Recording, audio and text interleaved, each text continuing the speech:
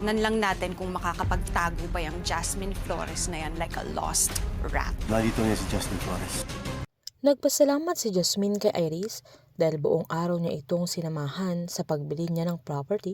na tumuloy pa sila sa bahay nila na pinaghanda siya ni Iris ng masasarap na pagkain at pagkatapos nilang kumain ay sinabihan siya ni Iris na may kukunin lang ito para sa kanya at babalikan niya ito sa dinner table. Nang papunta na sa Iris ay biglang sumulpot si Angel na tumatakbo ang bata kaya nagkabanggaan sila na kinagalit na Irish na kahit nagsorry na si Angel ay hindi pa rin nagpaawat at hinila niya ang bata na sinigawan niyang bawal magkalat doon na agad niyang tinawag si Lydia sabay sinigawan niya si Angel na pulutin niya yung kalat niya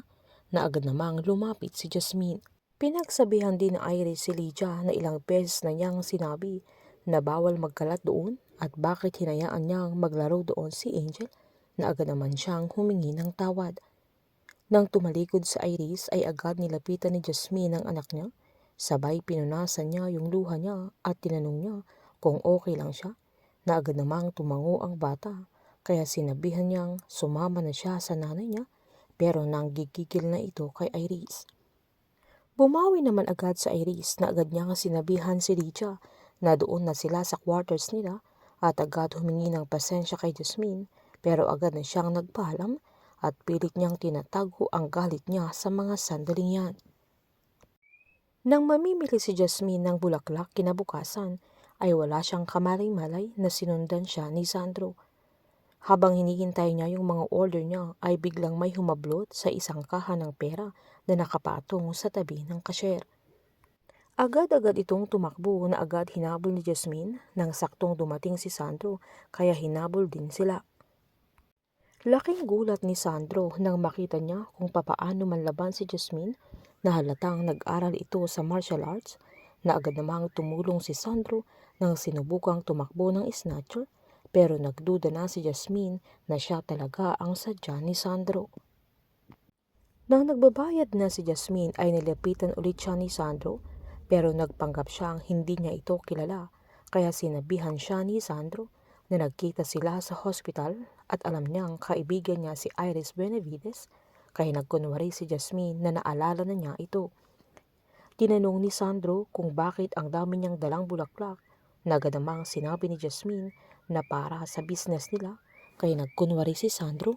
na interesado siya sabay pinacheck niya yung mga bulaklak na order niya para sa asawa at anak niya na parehong death anniversary nila dahil pinatay ang mga ito at hanggang sa mga sandaling yun ay hindi pa niya nalalaman kung sino ang mga killer.